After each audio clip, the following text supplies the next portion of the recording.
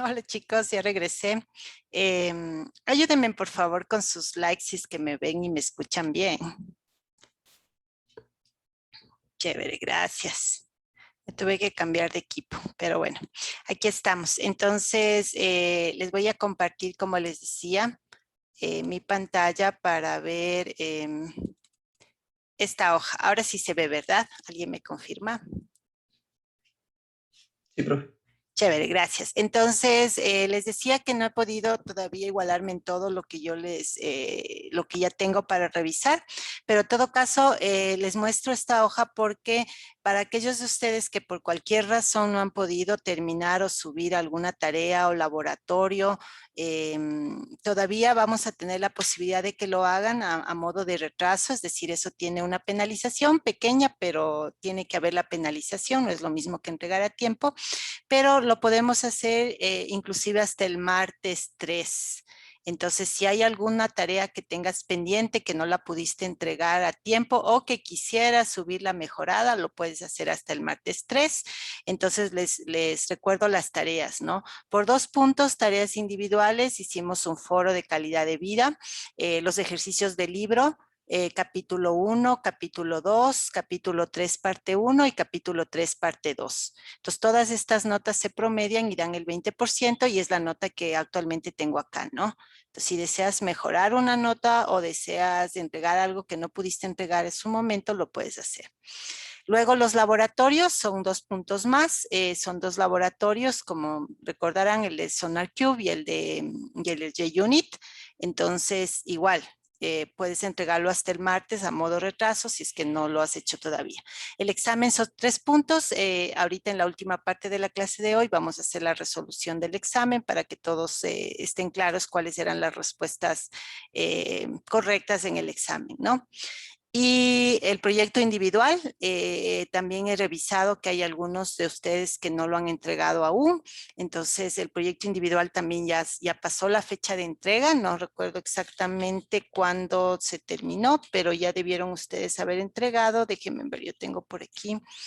Eh, bueno, no lo tengo a mano, así, debíamos haber entregado el 27, es decir, el martes que pasó.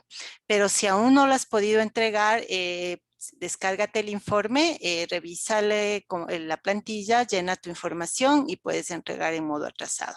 Eso es un punto, ¿no? Y finalmente el proyecto. Entonces, en el proyecto tenemos ya varias notas previas, pero ahorita estamos en el tema de la entrega del release del Spring 1. En cuanto a planificación, ya terminó porque el Spring estaba planificado hasta, o termina hoy, me parece. Si me hacen acuerdo, chicos, ¿cuándo fue la planificación? Sí, profe, hoy se terminaba el Ajá, sprint de la entonces 1. el sprint termina hoy oficialmente, pero hacerles notar, como he venido conversando con algunos de ustedes por interno, que eso es la planificación, ¿no? Cuando uno planifica el sprint, uno hace este análisis o estimación de esfuerzo, que lo hicimos, por eso se decide un conjunto de historias que sean factibles, acorde al esfuerzo que se puede poner, es decir, a las horas persona que se puede dedicar en el tiempo establecido, y así fue como arrancamos, ¿no? Y decidimos que el sprint iba a durar 3 semanas y hoy se cumplen 3 semanas. Entonces, en teoría, hoy día hay que cerrar y el cierre implica el deployment, ¿no? Porque de nada sirve que esté codificado, incluso que exista un ejecutable o si es que ese no está disponible para el cliente usuario.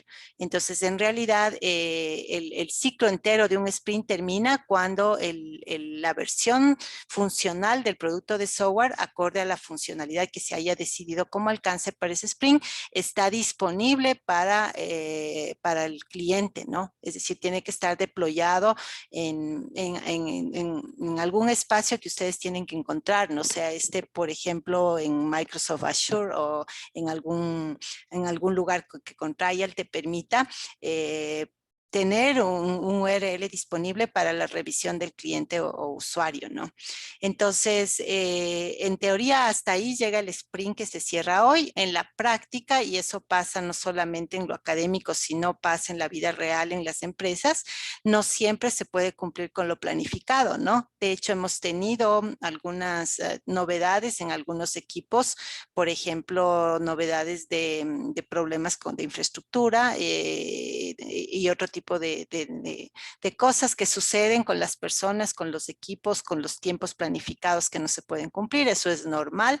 Entonces, los equipos Scrum son autoorganizados. Eso significa que el equipo, si considera necesario, puede alargar la terminación del sprint. Es decir, si esto fuera una actividad meramente académica, diríamos, no, esa fue la fecha que se planteó y esa fecha de entrega aunque sea incompleto. En la vida real no tiene mucho sentido hacer eso, ¿no? En la vida real tú lo que haces es evaluar tus posibilidades de entregar algo funcional que no vaya a causar fallos al momento de producción. Y si ves que eso no es posible, negocias la posibilidad de alargar un día, dos, tres, lo que sea necesario, la entrega del sprint para minimizar los riesgos de fallo en producción, porque en teoría al terminar el sprint queda listo para ir a producción, ¿no? Eso implica también que tú tienes que haber pasado por las pruebas respectivas, ¿no? Entonces dijimos que íbamos a, a poner más énfasis en dos criterios de calidad, el básico que es funcionalidad y el otro que escogimos seguridad. Entonces, no se trata solo de haber diseñado y codificado la funcionalidad y la seguridad, también tiene que haber sido probada, ¿no? Entonces, la pregunta es, aparte de hacer pruebas unitarias, ¿han hecho pruebas de integración, pruebas de sistemas, cosas que la teoría la vamos a ver con más tranquilidad en este bimestre? Han hecho pruebas con usuarios finales para ver si funciona o no en el lugar de deployment. Entonces, yo estoy diciendo cosas generales, ¿no? Porque realmente en este momento yo no tengo información precisa de cada equipo, pero es para que ustedes vayan evaluando las cosas que tal vez todavía necesitan hacer antes de cerrar el sprint. Y si ustedes consideran necesario alargar el cierre unos días para poder dejar todo a punto, es decir, no solamente culminar la codificación, sino también distintos tipos de pruebas y luego resolver el tema de deployar en algún sitio, de tal manera que David y yo podamos, y Mari también, porque ella también quiere ver el deployment, podamos recibir un URL y en ese URL podamos navegar para hacer nuestras propias pruebas finales, que serían ya las pruebas de aceptación del release. Entonces, hasta ahí, no sé si tienen alguna pregunta con respecto a qué es lo que yo espero de este release. Dale, Anderson, cuéntame. Sí, profe, la parte que tenemos dudas es precisamente lo de las pruebas, o sea, como qué plantilla, documento o alguna forma en el repositorio, o sea, registrar cómo se realizaron las pruebas. O sea, esa parte es la que no tenemos tan clara. Chévere, gracias por preguntar. Y justamente eso me lleva al entregable. También he recibido preguntas en general de ustedes y bueno, cómo se refleja o cómo se concreta, digámoslo así, la entrega de un release, ¿no? Recuerden que estamos en agilismo y en agilismo minimizamos el tiempo que uno, entre comillas, gasta para documentar. ¿Sí? Tratamos de que la documentación sea la mínima, suficiente, viable para garantizar, por ejemplo, temas de mantenimiento posterior o para cubrir temas contractuales en el caso de que en el contrato haya estado establecido tal documento debe ser generado y entregado, ¿no? Pero tratamos nuevamente de que eso sea mínimo. Entonces, por eso es que no es que hemos nosotros planteado como obligatorio en el proyecto crear tal o cual documento o artefacto. Nuevamente volvemos al criterio del equipo Scrum autoorganizado, ¿no? Entonces, ustedes sí necesitan reflejar con algún entregable el hecho de haber hecho pruebas y son básicamente dos cosas, ¿no? La una es tu planificación de las pruebas que nacen directamente, en este caso, de las historias de usuario. Recuerden que en las historias de usuario planteamos los criterios de aceptación y dijimos que estos tienen que ser factibles de probar. Entonces, estos criterios de aceptación ya son los que te dan las luces para lo que debes probar. Pues, por ejemplo, si dice el password debe tener mínimo 8 caracteres. Entonces tienes que hacer una prueba de que si ingresas menos de 8 caracteres, pues te salga el mensaje respectivo, ¿no? Y la otra, que si ingresas algo de 8 o más caracteres, te acepte ese password. Entonces son los criterios de aceptación los que te van guiando en cuántas y cuáles pruebas tienes que hacer. Ahora, esas pruebas las puedes hacer manuales o automáticas. Vimos JUnit, ¿no? Entonces, si tú quieres, podrías crear clases de pruebas y métodos de prueba donde ya definas los datos de prueba y simplemente ejecutas desde JUnit las pruebas sobre el código, sobre todo para estas pruebas de validación de validaciones, por ejemplo, que son muchos, en gran proporción lo que tú tienes como criterios de aceptación, validaciones de datos, ¿no?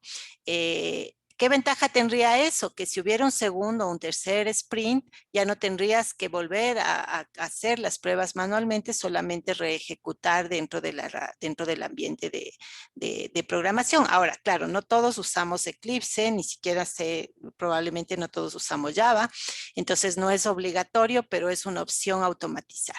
Si no han pensado en automatizar, la otra opción es hacerlo manual, en cuyo caso tú tienes que tener un registro igual, ¿no? Entonces la prueba, caso de prueba número 1, probar el número de caracteres del password, ¿no? Entonces, ese es el planteamiento del caso de prueba y luego debe venir el resultado esperado, como vimos en el laboratorio, ¿no es cierto? En este caso, si es que no cumple el mensaje de error y si se cumple el password aceptado, y luego viene el resultado obtenido. Es decir, cuando ya ejecutaste la prueba. Y entonces debes decir qué fue lo que pasó y cuándo se hizo y quién hizo la prueba. Entonces, Steven probó y sí se grabó bien. Steven probó con un password de menos longitud y sí sacó el mensaje de error. Entonces, prueba con luz verde, ¿no? Significa que ya hicimos la prueba y sí vimos que funciona. ¿Sí? Entonces, eso podría ser algo tan sencillo como un Excel, por ejemplo, en donde van anotando un Excel subido en un repositorio en la nube, donde cada uno va anotando los resultados de las pruebas que te correspondan, ¿no? Porque como somos equipo, podemos obviamente distribuirnos las pruebas entre nosotros mismos, ¿no? Nuevamente, ¿cuál va a ser tu insumo principal para saber cuántas y cuáles pruebas hacer y qué datos de prueba usar? Los criterios de aceptación de las historias de usuario. Entonces, cuando David y yo revisemos en detalle lo que ustedes hayan hecho, vamos a buscar justamente esa alineación, ¿no? De que la cantidad de las pruebas que se hayan hecho sean suficientes como para garantizar que sí se... Que sí se probó, pues, valga la redundancia, las cosas que se pedían en las historias de usuario como criterios de aceptación. Entonces, insisto, como entregable concreto podría ser algo tan sencillo como una hoja electrónica en la nube, en donde se van anotando lo que se planea y lo que se ejecuta, ¿sí? Entonces, no sé si eso un poco te da luces, Anderson. Chévere. Gracias. Entonces, eso en cuanto a la parte de las pruebas, ¿no? Y la pregunta de Anderson me lleva a algo bien importante que les tengo que comentar ahora, que es cómo va a ser, digamos, ¿cuál será la palabra? ¿Cómo vamos a evidenciar que hemos cerrado el release? Porque ahorita, a pesar que hemos tratado de estandarizar las cosas, igual tenemos regados artefactos, ¿no? Algunas cosas estarán en Jira o el ambiente que ustedes hayan escogido es similar a Jira, otras estarán en GitHub. Creo que GitHub sí quedamos de acuerdo en usar todos, ¿sí? Y otras van a estar en estas, bueno, este Excel, por ejemplo, a la final tendrá que ir en el GitHub también. Y etcétera, ¿no? Entonces, como tenemos varios, tenemos las otras cosas que estarán, por ejemplo, si usaste NetBeans, otras cosas estarán en el NetBeans también, yo qué sé. Entonces, por poner ejemplos, para cerrar, lo que vamos a concretizar es con un artefacto como de sumarizar las cosas. Este les va a pasar, David, la plantilla para que ustedes la rellenen y va a tener básicamente 3 secciones que queremos que sean lo más rápido posible de llenar.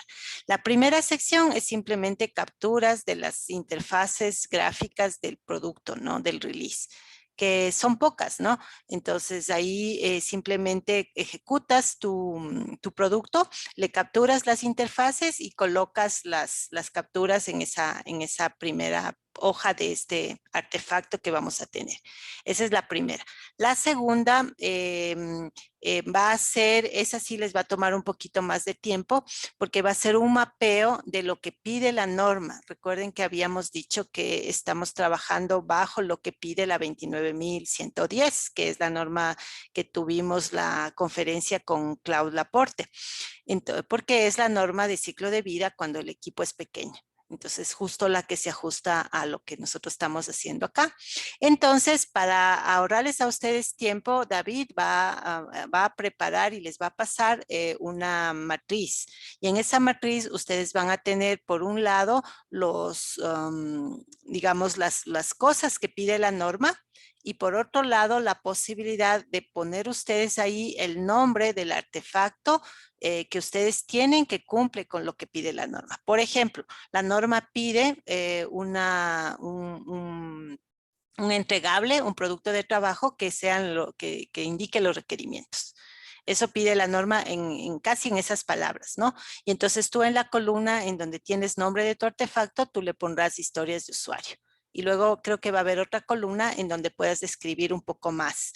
Entonces tenemos 5 historias de usuario que están en Jira, por ejemplo, y el link donde se puede ir y accesar a las historias si es que quisiera la persona que está haciendo la auditoría de calidad, que en este caso es David, si es que él quisiera le dé el link y ya puede ver tus historias como tal.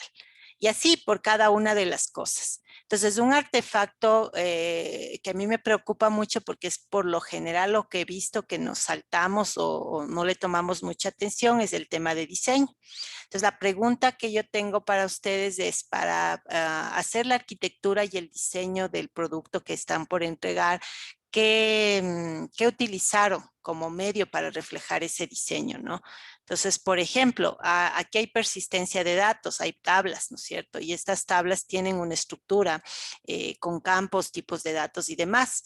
Entonces, yo supongo que esa estructura la reflejaron en algún gestor de base de datos, ¿no es cierto? No sé, MySQL o lo que fuere.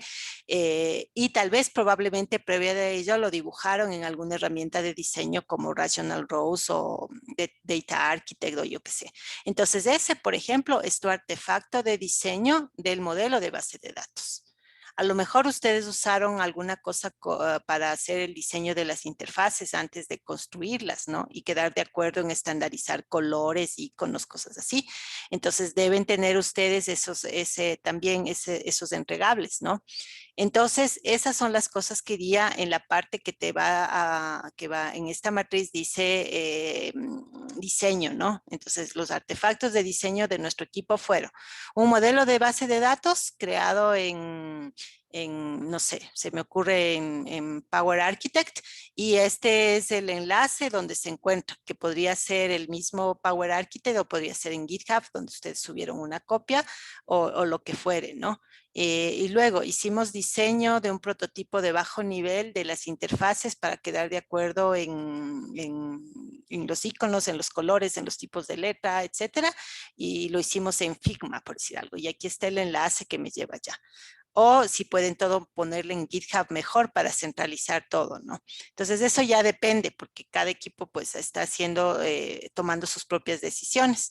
Entonces, tienen que tener también artefactos, productos de trabajo que reflejen la parte del diseño. Luego viene obviamente la codificación, que eso estará subido en el repositorio de código del GitHub, me imagino. Y lo que estábamos hablando ahorita con Anderson, que es el tema de las pruebas, ¿no es cierto? Hay cosas que hemos dicho en clases y que deben verse reflejadas en el proyecto que también pide la norma, por ejemplo, la trazabilidad. Entonces ahí la pregunta del millón es, ¿cómo hicieron ustedes trazabilidad bidireccional, no? Entonces les habíamos pedido, usen IDs en las historias de usuario.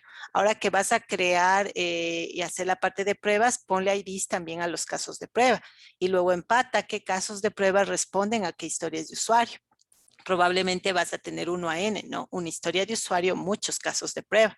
También podría ser N a N, el mismo caso de prueba capaz que te resuelve más de una historia de usuario, entonces tienes que hacer la trazabilidad bidireccional. ¿Y qué artefacto o de qué manera estás reflejando eso, ¿no? Como evidencia. Eso es súper importante. Entonces, algunas de estas cosas todavía hay tiempo para hacerlas si no las han hecho. Otras de estas cosas ya no se hicieron. Entonces, lo que no se hizo, también hay que reportar. Entonces, lo importante no tanto es que sea obligatorio que todo lo que estoy diciendo o lo que va a venir en el listado de la norma lo hayas hecho, ¿no? Lo importante es que lo que sí hiciste lo reflejes con el link y la evidencia respectiva de que ahí está concretamente ese objeto entregable, ese artefacto de trabajo del proyecto. Y lo que no se hizo, pues igual reportes no se hizo y en la justificación expliques por qué. Puede ser incluso porque no sabía que había que hacer, porque desconocemos cómo hacerlo, porque nos faltó el tiempo, porque la persona que tenía que hacerlo no cumplió. O sea, no importa la razón y no va a ser motivo de rebaja de nota. Porque lo que queremos saber es cómo se desenvolvió el equipo para luego de eso, en el sprint retrospective, poder en base a eso establecer cómo mejorar para la próxima vez. Sea la próxima vez en este mismo curso, en tu misma formación de profesional en la facultad o en la vida real cuando ya estés involucrado en un proyecto, ¿no?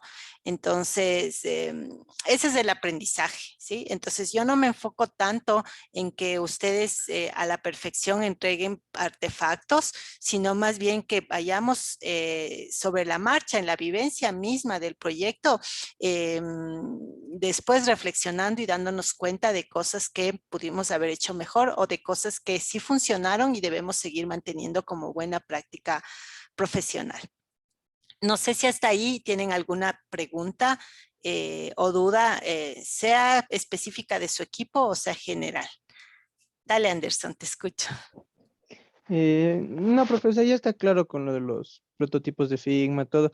Solo tengo una pequeña duda, no sé si, por ejemplo, en esto que usted nos dice de la correspondencia entre calidad y los artefactos que tenemos, no sé si se consideran también, por ejemplo, las prácticas de programación.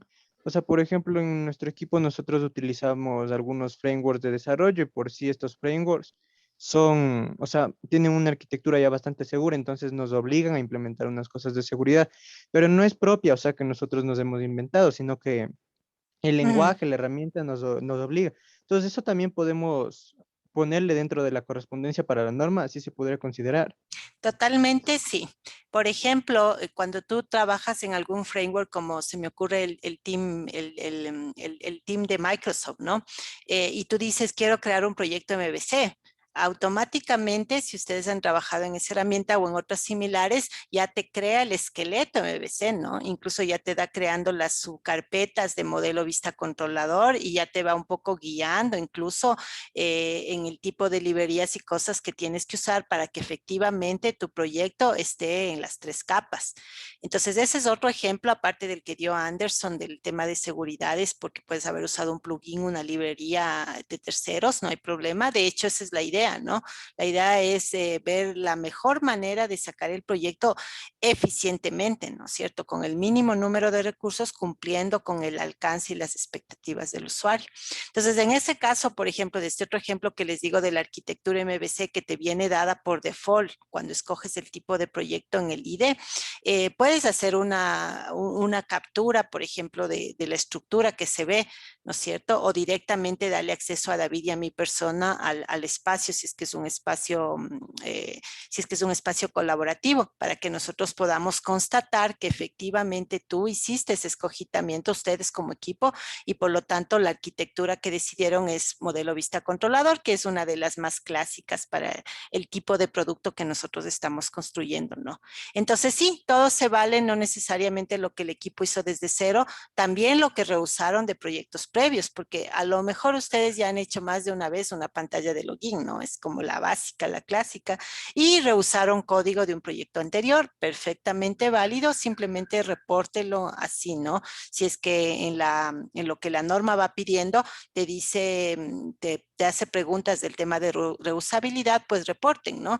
Usamos código de un proyecto anterior para la parte de la autenticación de usuario, por ejemplo. O usamos una librería de terceros para la parte de encriptamiento, si es que por ahí pusieron encriptadas los temas de las denuncias, por ejemplo.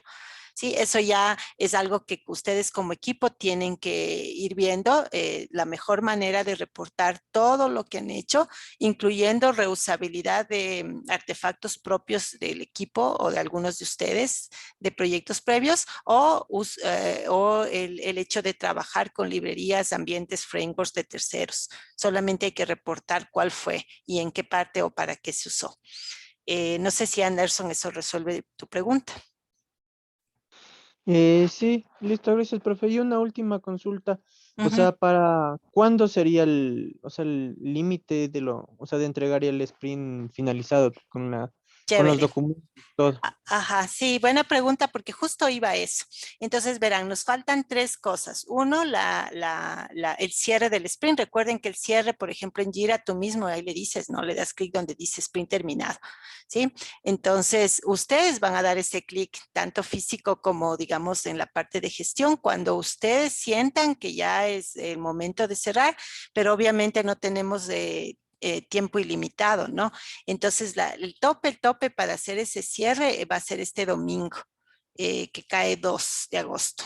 ¿Sí? Entonces, hasta el domingo 2 de agosto pueden hacer ustedes el cierre y entregarle a David y a mi persona este artefacto. Entonces, David les tiene que estar enviando a ustedes hoy día mismo la plantilla para que ustedes cualquier pregunta que tengan sobre cómo llenar la plantilla se la hagan directamente a David o si quieren a mí también me pueden preguntar, no hay problema. Y entonces tendrían todo el fin de semana, viernes, sábado y domingo, para llenar la plantilla con todo lo que hicieron y lo que no hicieron, reportar que no se hizo. Porque mi idea no es tanto que estos 3 días ustedes, entre comillas, se igualen cosas que no se hizo. No tiene mucho sentido ahorita igualarse con una cosa de diseño cuando ya hemos codificado, ¿no? Porque el diseño tuvo que haber sido hecho a la par de la codificación y tuvo que haber quedado alguna evidencia, algún artefacto.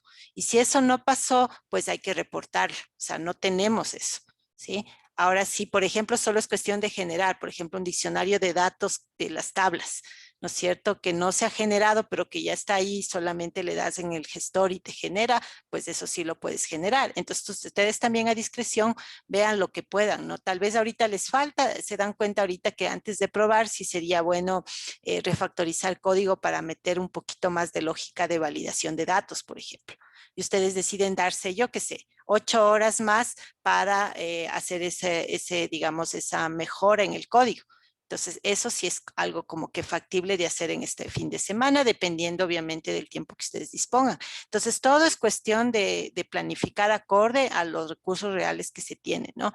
Y si por último ustedes ven que no se va a poder escribir o hacer una cosa más, simplemente use la plantilla que David les va a pasar y llenen en la plantilla lo que sí se logró hacer y lo que no se logra hacer, también pónganlo con la respectiva razón, ¿no? ¿Por qué ustedes piensan que eso no se hizo? Porque no se les pidió, no se les indicó, no se sabe cómo hacer, porque no hubo tiempo, lo que sea. Entonces, lo que necesitamos es que el equipo vaya aprendiendo de su propia experiencia y vaya reflexionando sobre las cosas que se tienen que tomar en cuenta en un desarrollo, que son muchísimas a la vez, ¿no? O sea, desarrollar software es algo complejo. Entonces, por eso es que primero nosotros mismos tenemos que estar conscientes de la complejidad y por lo tanto prepararnos lo mejor posible para poder enfrentar un proyecto de desarrollo. Y segundo, tenemos que luego ir educando a clientes, usuarios y sociedad en general de eso, ¿no? De que es un trabajo ingenieril de alto intelecto y de alto esfuerzo, porque es así. Y de alta responsabilidad también, porque como hemos visto, un fallo de software siempre va a tener consecuencias. A veces no tan graves, pero a veces súper gravísimas. Entonces, esa es la idea. No podemos nomás deployar una cosa que está sin probar, que una cosa que sabemos que va a dar problemas. Eso sería incluso no ético, ¿no? E incluso hasta podría tener consecuencias legales. Entonces, todas esas cosas hay que ponderar y eso es lo que nosotros estamos queriendo un poco que ustedes vivan, ¿no? Y por eso es que sí me preocupan los proyectos, porque yo sé que un proyecto viene acompañado de un tema de estrés. Es imposible no estresarse ante la inminente entrega de un release. O sea, siempre va, al menos a mí siempre me ha pasado. No te puedo decir de ninguna ocasión en estas décadas en que no me haya estresado o puesto nerviosa cuando se acerca la entrega de un release, la salida a producción. O sea, siempre es un pico de estrés que de alguna manera tratamos de minimizar, pero que no se puede del todo evitar. Entonces, es normal. Entonces, la respuesta es hasta el domingo 2. ¿Y por qué razón es esto? Bueno, una, porque esta entrega va para la nota de este bimestre, ¿no es cierto? Es decir, que eso se incluye en ese casillero que les mostré que falta y eso lo va directamente, esa calificación es responsabilidad de David. Por eso es que yo les insisto, converse con él, comuníquense con él, porque él es al final el que va a validar con la nota de esta última entrega, ¿sí? Y obviamente yo estoy supervisando igual y trabajando conjunto con él.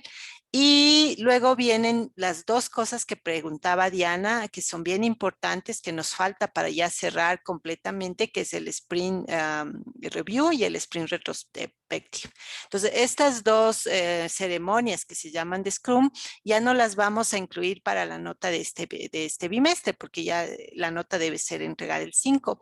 Las vamos a dejar para la nota del segundo bimestre del proyecto. Entonces, el Sprint Review lo vamos a hacer el próximo viernes, ¿sí? De hoy en 8. Entonces, ¿en qué va a consistir el Sprint Review? Vamos a hacerlo equipo por equipo. Entonces nos vamos a plantear un calendario que yo les voy a pasar durante las horas de clase y cada equipo va a tener un tiempo específico para que el Product Owner, que es el responsable del Sprint Review acorde al framework de Scrum, haga la presentación del producto. ¿Sí? Entonces vamos a dividir la jornada de review en dos partes. En la primera parte se presenta este compendio, que es la plantilla que les va a mandar David, donde ustedes tienen la última oportunidad de justificar por qué no hicieron algunas cosas que pide la norma, porque eso nos va a permitir saber qué tan cerca o alejados estuvimos de cumplir la norma. Por ejemplo, el equipo cumplió 100% todo lo que la norma pide, con los artefactos de X, Y, Z, etcétera, ¿no? O algunos que tú no hiciste, pero justificaste, de todas maneras, eso implica que ya tu porcentaje de cumplimiento será 80%, 70%, lo que sea, ¿no? O sea, queremos llegar a esa medición. No va a penalizar en la nota, pero sí queremos que puedan ustedes medir y luego a un cliente poder decirle, mi producto es conforme con la norma 29.110 o la que sea que estés trabajando, ¿no? Entonces necesitamos poder justificar esa afirmación con hechos o evidencias. Entonces la primera parte va a ser eso, la justificación del porcentaje de conformidad que el proyecto de ustedes tuvo con respecto a la 29.110.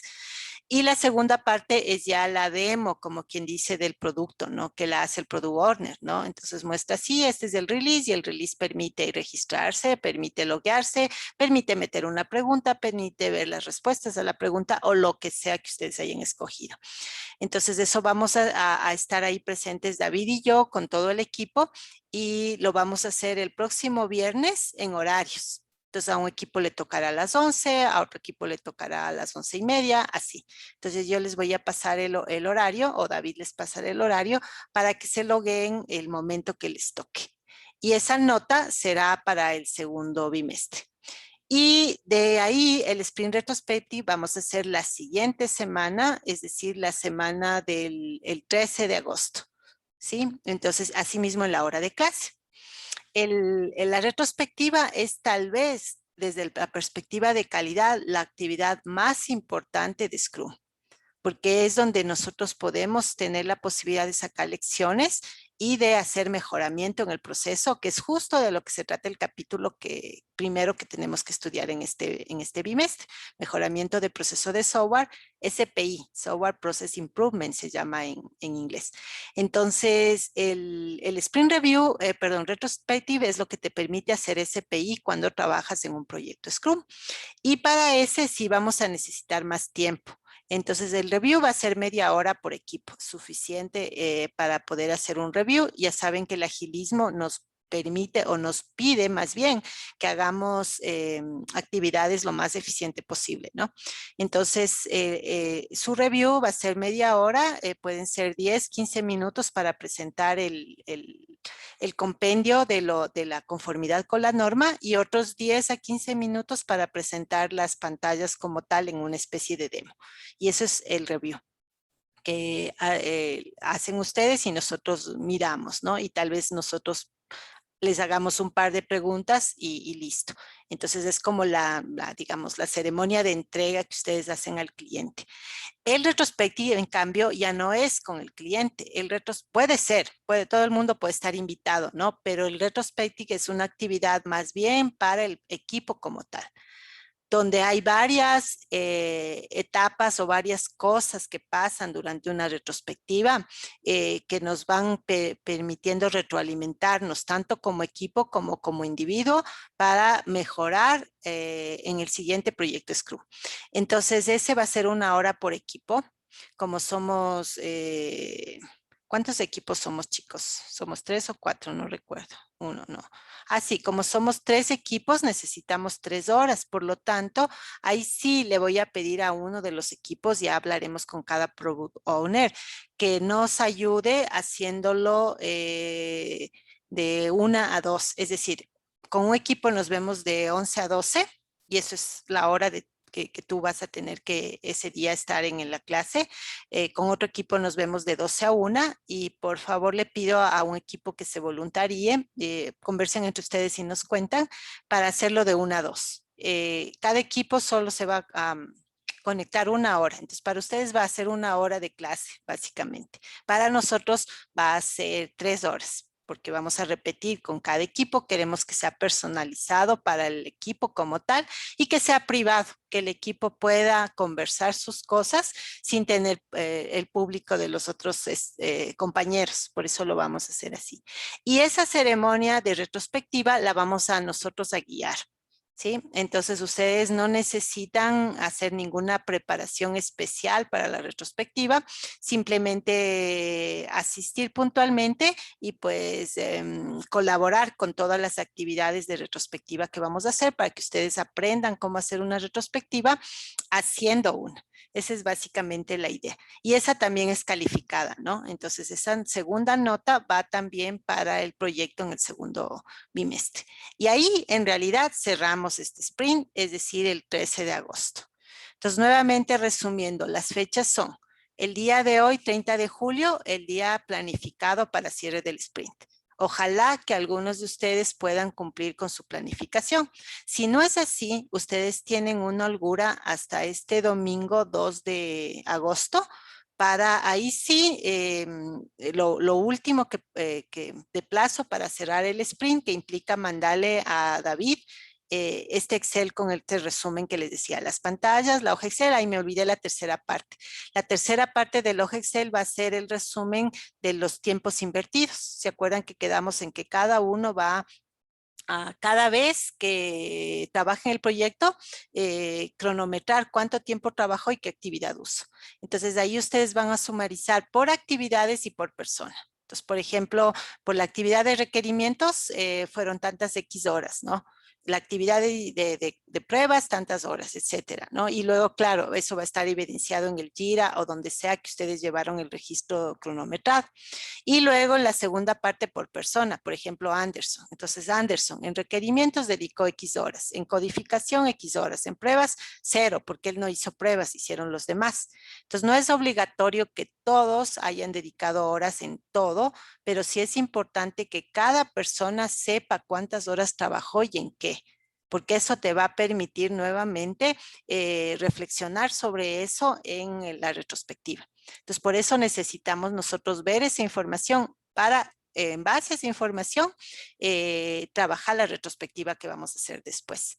Entonces, ese es el entregable que ustedes entregarían el día 2 y con el producto deployado, es decir, en algún lugar donde nosotros podamos accesarlo y usarlo como si fuéramos los estudiantes, en este caso, que se conectan al software, ¿no?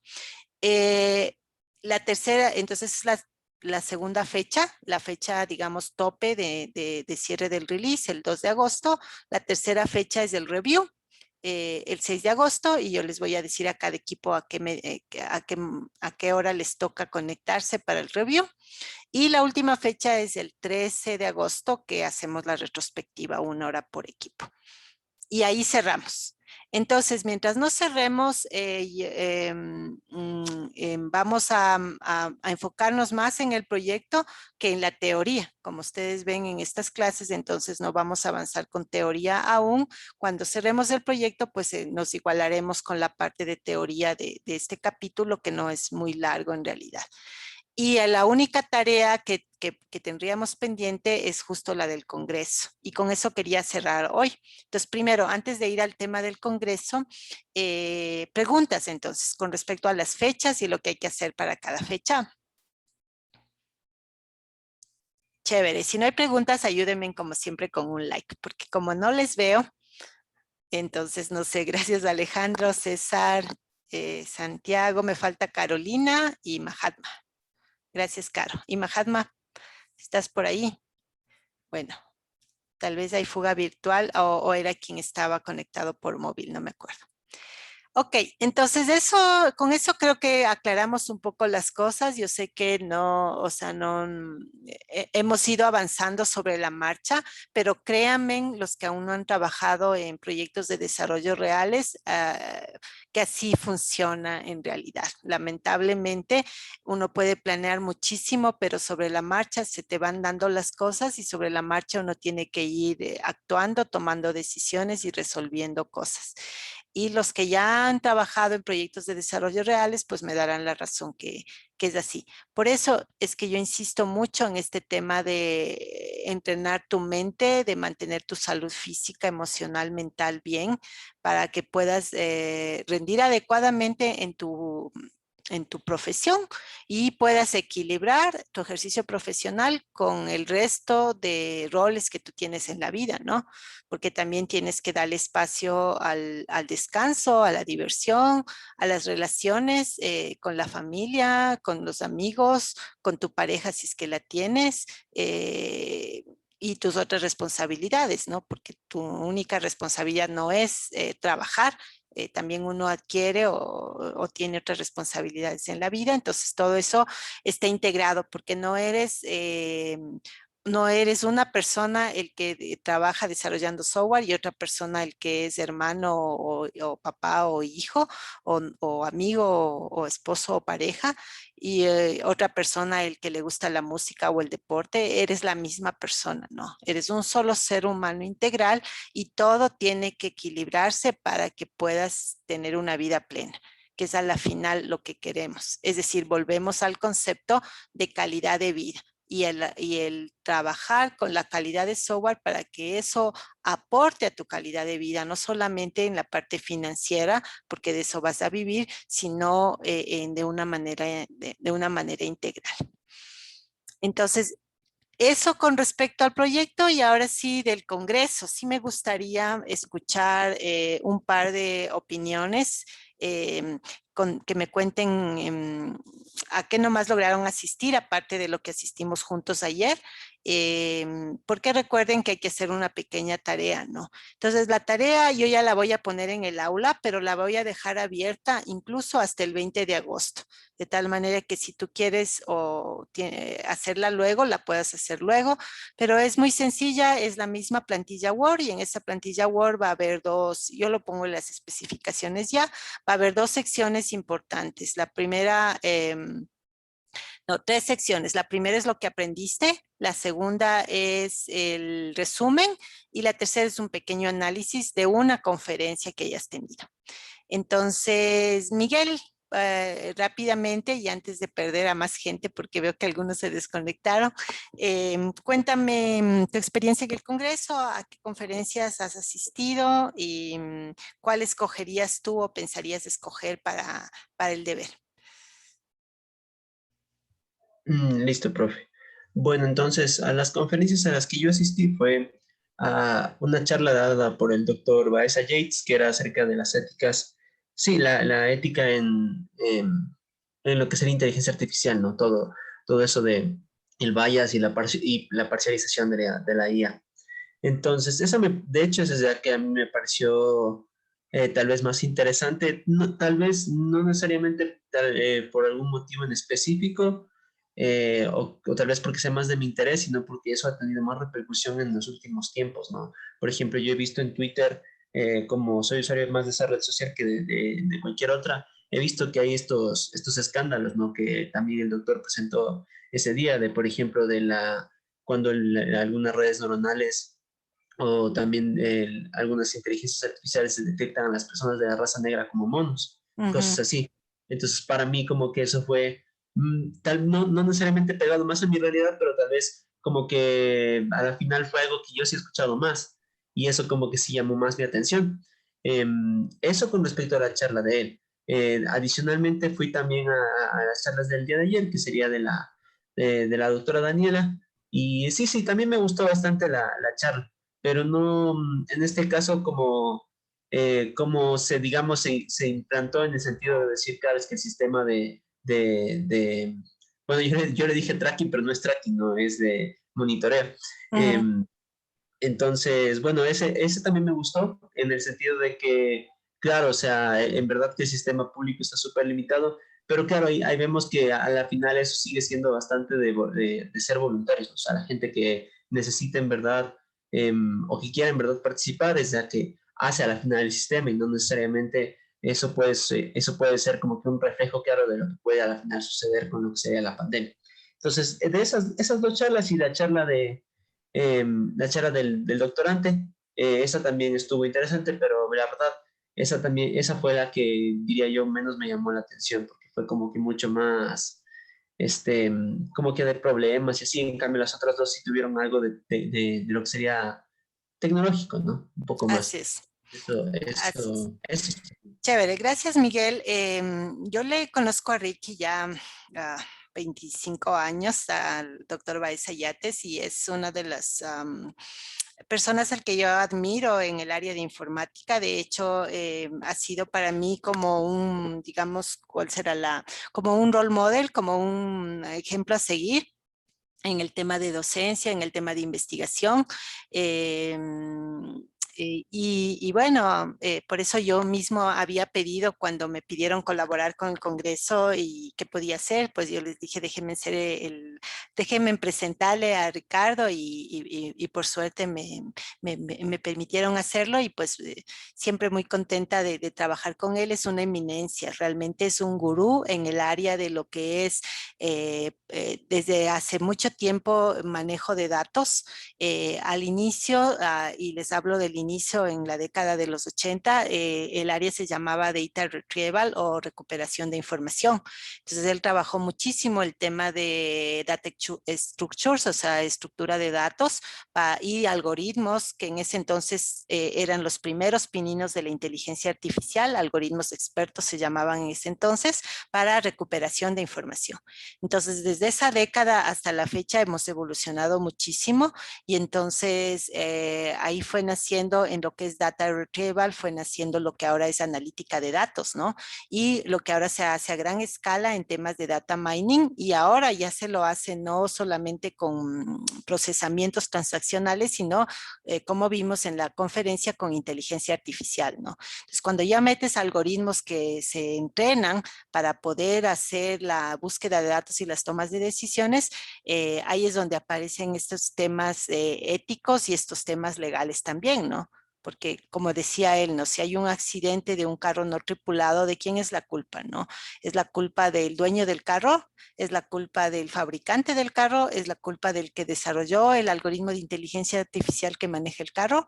O a lo mejor fue el peatón que se le cruzó al carro y no era culpa de ninguno de los otros, ¿no? O a lo mejor solo fue fortuito y legalmente a quién le acusas, quién paga el seguro para los gastos médicos de la persona si es que necesita hospitalización, o quién tiene las consecuencias penales si la persona atropellada se muere y el carro no estaba siendo manejado sino por sí mismo. Entonces, todas esas cosas son implicaciones éticas, legales, políticas que están sin resolver. Entonces son temas de estudio a nivel de doctorado, a nivel mundial actualmente, y Ricardo es una de las voces más reconocidas en el tema a nivel mundial. Entonces es realmente un lujo poder tener una charla y poder conversar directamente con él. Y así hay muchas personas, ¿no? Como él, que gracias a la virtualidad, pues ahora podemos tener esa posibilidad y mejor aún gratuitamente, ¿no? Entonces, porque estos congresos por lo general cuestan, yo he pagado $800, $1,000, $1,200, a veces de mi bolsillo, a veces la Poli me ha auspiciado para poder asistir físicamente, sin contar pasajes, estadía, hoteles y demás. Entonces, ir a un congreso en los tiempos antiguos, antes de la virtualidad, era carísimo y era la única forma de encontrarte con este tipo de personalidades. Ahora ya no necesitamos hacer el viaje, pero igual siguen habiendo los costos, ¿no? Se abrió gratis para nosotros porque la FIS fue organizadora. De hecho, nuestro compromiso era organizarlo presencialmente, pero ya por pandemia pues se tuvo que quedar en modo virtual. Porque la primera ICEDEC que se hizo hace como 6 años, 8 años, se hizo en la Poli. Y entonces había el compromiso de que regrese a la Poli como sede y justo nos tocaba este año y justo fue pandemia, pues ya nada. Entonces, otra cosa que les sugiero que tomen en cuenta para hacer su deber y escoger la conferencia, aparte de lo que te llame la atención, es que también tengan conexión con nuestro curso, ¿no? Con temas de calidad y ética. Recuerden que parte de la calidad vimos nosotros en el primer capítulo y el segundo en Fundamentos y Cultura de Calidad, tiene mucho que ver los temas éticos, ¿no? Entonces, la ética y la calidad van de la mano. Y por lo tanto, cuando hablamos de temas éticos, estamos hablando de temas de calidad y ahí pueden haber aseguramientos y controles, ¿no? Entonces, estos algoritmos que confunden a los seres humanos con cierto tipo de animales son algoritmos que no deberían salir a producción y deberían haber pruebas que garanticen que eso no va a pasar en producción. Y sin embargo, ha pasado y sigue pasando, ¿no? Y hay muchos de esos sesgos, ¿no? Por ejemplo, también en temas de reconocimiento facial, ¿no? Hay algoritmos que inadecuadamente reconocen a una persona con, no sé, con ciertos sesgos que no deberían estar ahí. Entonces, es un tema súper interesante y, como digo, incluso tema de investigación doctoral. Pero bueno, se nos acabó el tiempo, entonces yo les voy a poner en el aula la especificación. Como les digo, lo voy a hacer con fecha tope el 20 de agosto, me lo voy a anotar aquí en mi registro para que ustedes tengan tiempo suficiente para escribir con tranquilidad su reporte. Sin embargo, si tienen tiempo de hacerlo antes, ahora que está fresco en la memoria, pues hágalo también. Y eso sería todo por hoy, chicos. Les agradezco la atención y entonces estamos en contacto vía WhatsApp todos estos días y nos vemos el próximo viernes para hacer el review del proyecto. Que estén muy bien y hasta la próxima. Gracias, profe. Hasta la siguiente semana. Chao, chao. Cuídense mucho. Chao, Luego. Dianita. Que estén muy bien.